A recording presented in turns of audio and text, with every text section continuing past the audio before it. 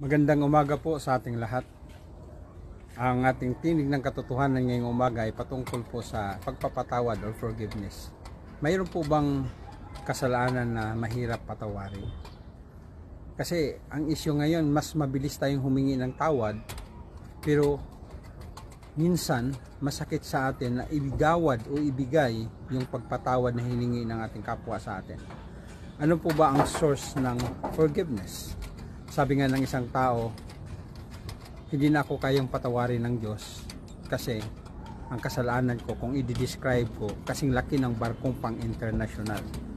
Sumagot sa kanya ang isang preacher, sabi niya, kung ang kasalanan mo ay kasing laki ng barkong pang international, ang pagpatawad ng Diyos ay kasing lawak ng karagatan. Ibig sabihin, lahat talaga ng kasalanan ay maaring patawarin ng Diyos.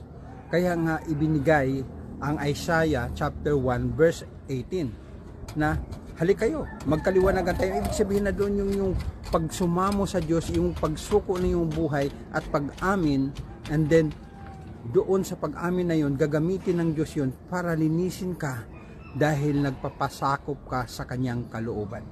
Kaya wala pong malaking kasalanan na hindi kayang patawarin ng Diyos dahil kaya kanyang paputiin gaya ng busilak at kaya kanyang linisin ayon sa kanyang pamamagitan.